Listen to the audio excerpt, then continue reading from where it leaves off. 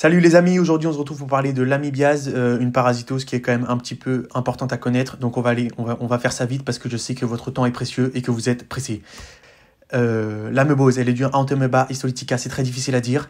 Donc c'est une parasitose, donc ça veut dire que l'organisme il vit aux dépens de son hôte. Et quand vous voyez la tête du machin, vous comprenez assez vite que le parasite il est pas venu là pour vous faire des papouilles. Donc juste ça je l'ai remis pour moi parce que parfois je confonds. Vous avez les bactéries en bleu, les virus en rouge, les champignons, bon, et là on est dans la grande classe des parasites, ok? Donc c'est une grande classe d'agents infectieux. Et cette grande classe des parasites, on va la diviser en deux, les protozoaires qui sont unicellulaires, donc une seule cellule, et les helminthes qui sont des vers pluricellulaires, donc plusieurs cellules. Et là vous voyez que nous, les amibes, on est dans la grande classe des protozoaires.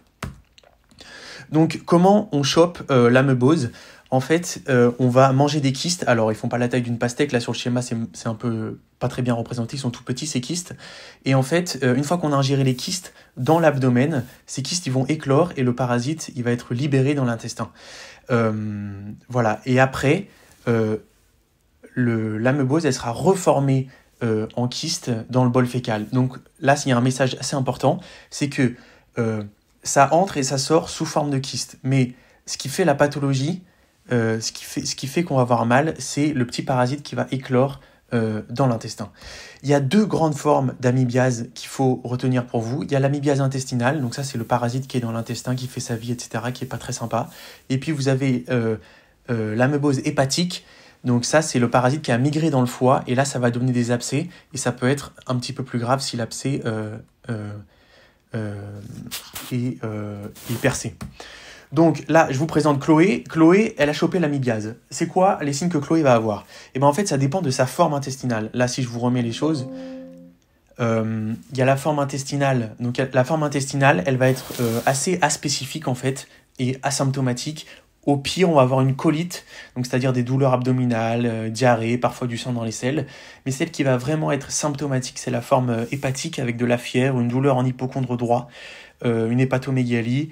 Voilà, donc c'est plutôt la forme hépatique qui est symptomatique. Donc comment on fait le diagnostic de l'amibiase pour Chloé? On va faire un examen parasitologique des selles, donc c'est-à-dire que vous analysez les selles de votre patient ou de votre patiente et vous cherchez le parasite dedans. Ça va marcher que pour la forme intestinale. Pour la forme hépatique, en fait, vous comprenez que comme le parasite il est dans le foie, en fait, il ne va pas être présent dans les selles, et donc il faut ou faire une sérologie amibiase, donc ça c'est sur le sang, ou ponctionner le kyste et rechercher le parasite sur cette ponction de kyste.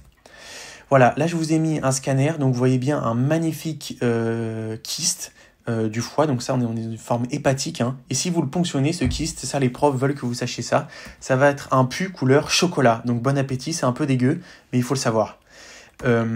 Voilà, et là enfin on a fini, vous inquiétez pas. Je vous mets des images de coloscopie d'un patient qui était atteint d'une amebose.